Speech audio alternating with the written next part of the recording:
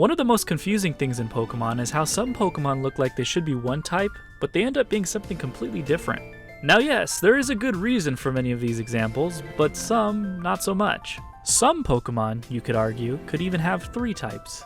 Hi, my name is Professor Alphalax, and I like to talk about Pokemon. Today we're going to explore all the Pokemon that I think could probably have a different type than the 1 or 2 types that they were already assigned, because I think it's interesting. To start, let's talk about the most infamous example, Charizard. When looking at Charizard, you can clearly see that he looks like a dragon. But, as most of you know, Charizard is a dual-type fire and flying type, not a dragon type. Yes, he can fly, so that's why he was assigned the flying type. But if that's the case, why don't all Pokemon with wings have the flying type? Why can't Charizard be a fire, flying, and dragon type? Well, the short and simple answer is limitations. Ever since the original Pokemon Red and Green games, each Pokemon could only have 2 types simultaneously. I say simultaneously because technically they can have a 3rd Terra type in Generation 9, but more about that later. So they didn't have to give Charizard the flying type because, as we established, not all flying Pokemon have the flying type. Well, you might be wondering, why didn't they just make it a fire and dragon type? The most likely excuse for not doing this, though, would simply be because that would have given Charizard too much of an edge in the first generation. Being a dragon type would make it resistant to water, which combined with its fire typing would make it neutral to Blastoise's water type attacks.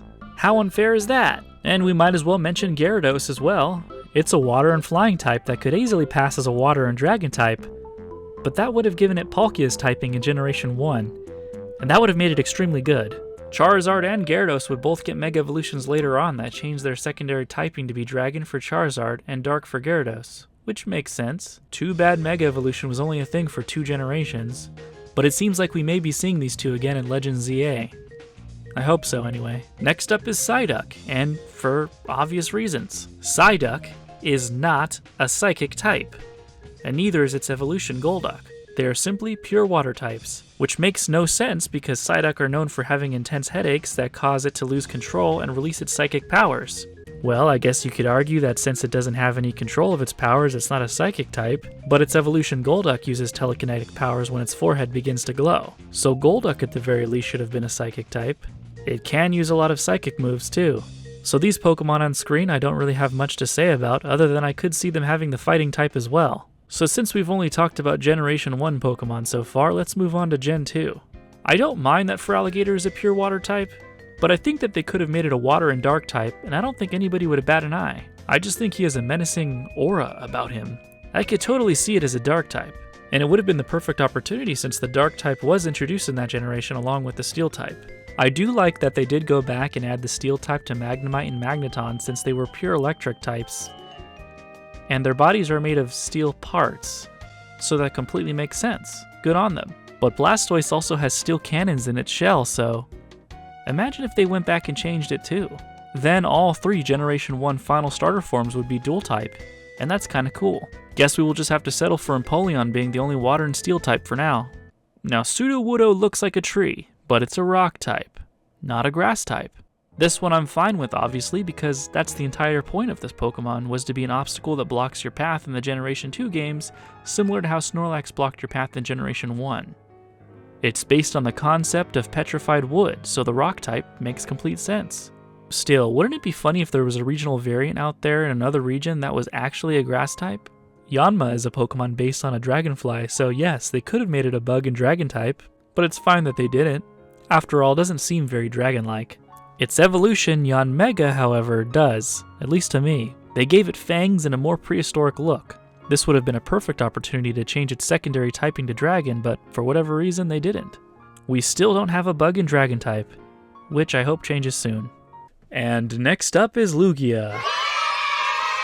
Let me get a raise of hands on how many people thought Lugia was a water type. Turns out a lot, actually. It has been depicted swimming in the ocean many times, and it is known as the Guardian of the Sea. It's even been depicted as a water type in the trading card game. So, of course, we are going to think it might be a water type.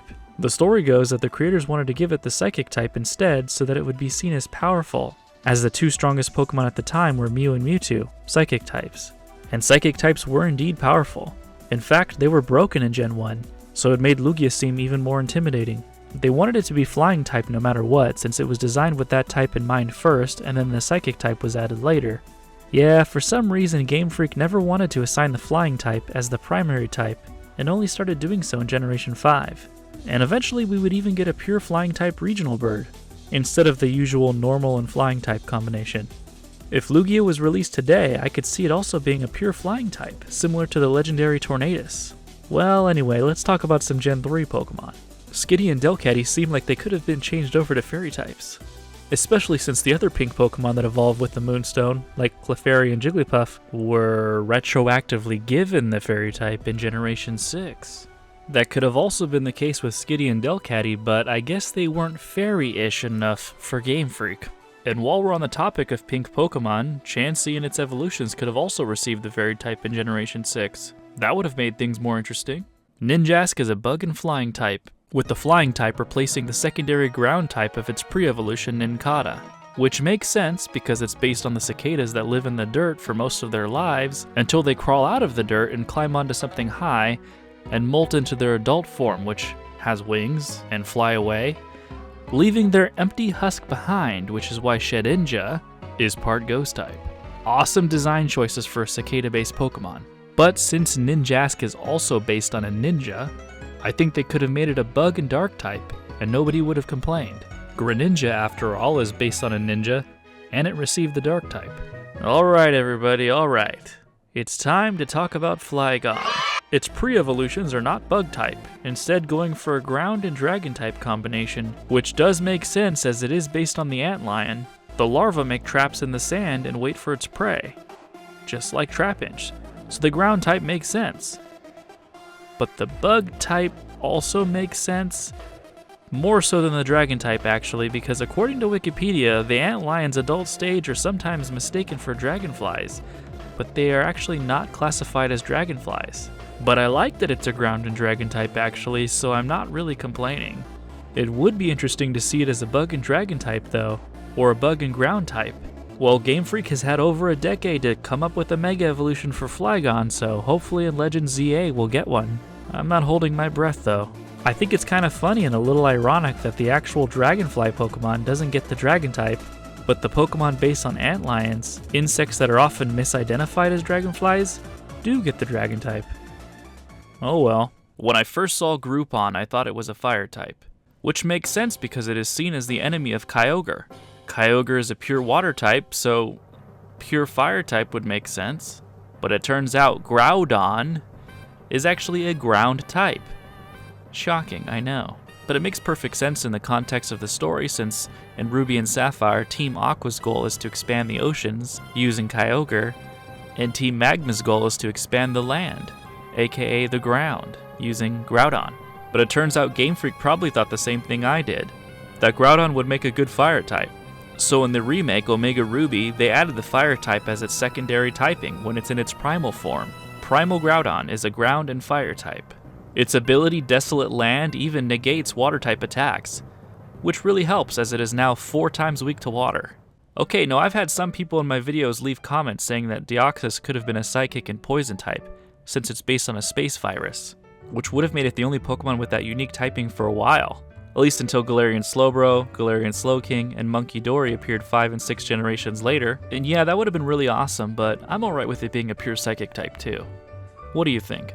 Okay, let's talk about Generation 4. Luxray. Alright, I've got a lot to say about Luxray, so listen up.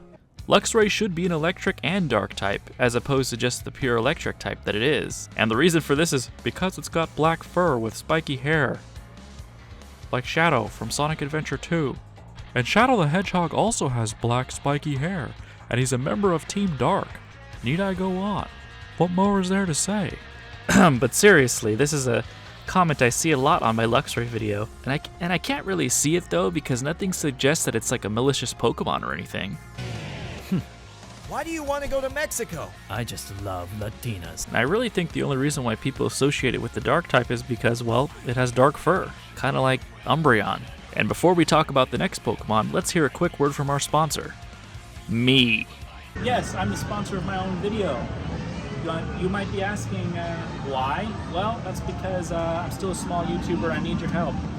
Yes, this is my ad. please like and subscribe if you can. It helps me. And yeah, we just reached 12,000 subscribers. I love all of you who have subscribed. Appreciate you all. Yes, enjoy the rest of the video. Oh wait, let me play an ad first. Did you like the ad? You probably skipped it, and that's okay, you know. I don't mind. Anyway, see you guys next time. Another comment I receive quite often is that Electivire should have been an electric and fighting type, instead of just a pure electric type. Now this one I can definitely see, and it seems to fit in its appearance. It would have been cool to see the first electric and fighting type Pokemon all the way back in Generation 4, but instead we had to wait until Generation 9. Palmo and Palmont are kind of interesting, but I can agree that Electivire seems to fit the description of a fighter as well, and I think it would fit right in. Iron Hands literally throws hands, so that's a perfect typing. You know, I always found it odd that Palkia was a primary water type and a secondary dragon type. The dragon type I can definitely see as it looks like some kind of kaiju. Now don't get me wrong, I like its typing. But what about it exactly screams water type? I mean, Dialga is a steel and dragon type, but at least it kind of looks like there's some steel plating covering its body. There are many theories and suggestions as to why it's a pure water type, and I'm sure someone will give good reasons and explanations in the comments. But one explanation on Bulbapedia suggests that its water type might represent the liquid state of matter, whereas Dialga's steel type represents the solid state, and Giratina's ghost type represents the gaseous state. I like this idea, but it still doesn't look like a water type to me. I don't know. If I had to guess what type it was my first time looking at it, I probably would have thought it was a psychic and dragon type. Generation 5 in general doesn't really have many Pokemon that seem like they could be tweaked that much. At least not to me. For the most part, all the Pokemon look the part. I personally really like Gen 5, and I'm happy to see it's getting more appreciation as the years go by. Also want to take a quick moment to remind you to subscribe if you haven't already. Also check out this artist named Paul Draws Art. You may have noticed that I use his art in quite a lot of my videos. But let's see, a Selgor, being based on a ninja, could have been a dark type, like Greninja, but I think that works too. After all, it's not very often we get a fully evolved pure bug type Pokemon. But yeah, they made some great typing choices in Gen 5. They even introduced the first pure flying type and made it a legendary Pokemon, which is pretty neat. But yeah, I don't really know what changes would make a great deal of sense for Generation 5. Maybe Eelektross could have been electric and water since it's based on a lamprey and an eel. But I think its pure electric and levitate combo is pretty cool, especially since it technically has no weaknesses. Alright, so let's talk about Gen 6. First up for Gen 6, I selected Florges. I think most would agree that it looks like a grass and fairy Pokemon, but lo and behold, it's just a pure fairy type. The first two stages I can see remaining pure fairy types as they seem to be just like little fairies that are holding on to the flowers, but once it hits its final form, it seems to merge completely with the flowers. So yeah, what do you think? The water type is an interesting type because you can seemingly be an entirely aquatic Pokemon that lives underwater and still not be a water type. What reminded me of this is Skrelp, which goes from being a poison and water type to being a poison and dragon type as it evolves, losing its water typing. It's like, yeah, it's still a water type in spirit, and I'm sure if 3 types were possible, then it would keep its water type. Heck, if 3 types were a thing, Charizard could finally be a fire, flying, and dragon type. And Flygon could also be a bug, ground, and dragon type simultaneously. I would imagine the balancing needed to allow Pokemon to have 3 types in the game would be a nightmare though. But it would be interesting if they ever decided to do it. Also, I liked how they introduced the grass and ghost type twice back to back in this generation. They are right next to each other in the Pokedex too. It's almost like someone at Game Freak tasked the team with making a grass and ghost type, and these designs were both so good that they made the cut together. We also got the first primary flying types that weren't legendary in this generation. I'm gonna jump ahead a little bit, but later we got Rickety and Corvisquire as the regional birds of Galar. Their solo flying typing only being shared with Tornadus. It's like Game Freak finally realized that basic birds can just have the flying type and not necessarily have the normal type tacked on just because they are simple designs.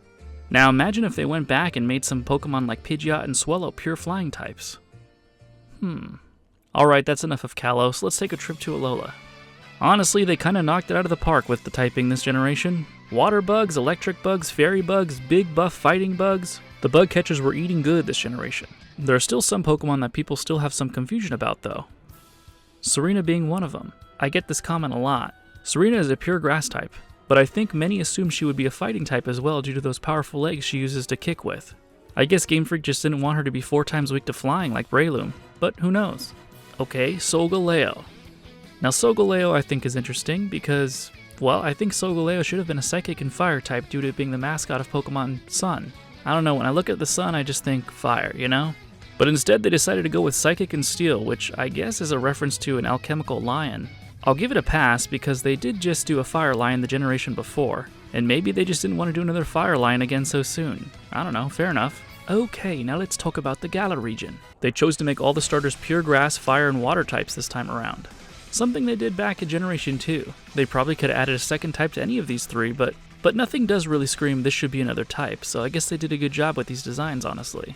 My new favorite type combination introduced this generation is definitely Poison and Electric. Toxtricity was so awesome. I really like the one I had on my team when I first played through the game. But yeah, other Pokemon such as Clobbopus and Graplock seem like they should be water type, or even water and fighting type, instead of just pure fighting type. Because of course you're going to assume that an octopus Pokemon is a water type. But they said, nah, let's confuse people. And Graplock can learn a few water moves like Octazooka, and it actually swims and lives in the ocean. So this isn't like a Crabrawler situation where even though it's a crab, it's based on a land crab that has evolved to live on the land like a coconut crab. They just straight up said, yeah, this Pokemon that lives in the ocean, it's not a water type. Well, I can kind of see why Game Freak doesn't just want to make all of their aquatic Pokemon water types. I guess it's good to change it up every now and then. After water is the normal type. Every other type has been paired up with water at least once. So I guess it's good that they don't make every aquatic Pokemon a water type. Maybe they just don't want water to come out too far ahead of the other types. Let's talk about a DLC Pokemon. Calyrex is interesting because it's a Psychic and Grass type. But when it teams up with Glastrier and Spectrier, it loses its Grass type, and gains the Ice or Ghost type. If 3 types were allowed, obviously it would keep the Grass type because, well, just because he got on a horse doesn't mean he should lose his Grass type. Okay, well let's finish things off with the most current generation, Generation 9. This was another solid gen with some exciting new type combinations. We finally got a Fire Grass type in this generation. I was waiting for this. I always thought that a Chili Pepper Pokemon would be the perfect candidate for this typing. They really dropped the ball in the shiny form though. All they had to do was either swap the head colors or make one of them yellow. Oh well. Actually, Gen 9 has some of the worst shinies I've ever seen, but that's not what this video is about. And they added another normal and flying type with Squawkabilly. Couldn't they have just had it be pure flying type? Not sure why some birds are, and most aren't, but anyways. There is one Paradox Pokemon I have an issue with though, and that's Slitherwing. For some reason, just like Donphan, they decided to make 2 Paradox Pokemon based on the Great Volcarona. Quick rundown for those who don't know what a Paradox Pokemon is. These are the new Pokemon introduced in Generation 9. They're like representations of past and future forms of modern Pokemon. So the future version of Volcarona is called Iron Moth, and it's robotic and it has fire and poison type instead of being bug and fire type. Okay, poison is an odd choice for a robot, but they kept its fire typing and carried it over. For its ancient typing, they carried the bug type over and named it Slitherwing. Okay, this is cool because it's like a reptilian moth and it stands upright with its big lizard-like tail. It's a bug and dragon type, right? Nope, it's a bug and fighting. You know, a typing we've already seen 3 times before. Why on earth do they hate the idea of a bug and dragon so much? It just makes me so mad. But yeah, I don't really have any other issues with the other type choices this gen, but I do find it kind of interesting that it took them 8 generations to finally introduce another ghost and poison type. As Pecharunt is currently the last Pokemon in the dex at this moment, it's the only Pokemon with the same type combination as the Gengar family, Poison and Ghost. Also, if they could go back and give Gengar a 3rd type, it would definitely be the Dark type. Most Ghost types should probably be the Dark type to be honest, as they are notorious for having some of the most sinister Pokedex entries. So that begs the question, will Game Freak ever add a 3rd type so that Pokemon like Charizard, Lugia, and Flygon can be fully represented by their typing? I really don't think they ever will. The different types are such an integral part of the turn-based gameplay mechanic, probably the biggest. Because the Pokemon had the 2 type cap from the very start, it would take a huge amount of tweaking and a complete overhaul to balance everything. They did introduce Terra types though, so Pokemon can change their type, but it only gives them a mono type and takes away their previous typing. So a Charizard with a Dragon type Terra type is the closest we're going to get for a Dragon type based Charizard. But what do you guys think? Let me know what other Pokemon I forgot to talk about in the comments. Tell me which ones you think should have a different type. And also, if you like Pokemon, consider subscribing so that we can grow the channel. I'm Professor Outflax and this has been a video. Take care and see you next time.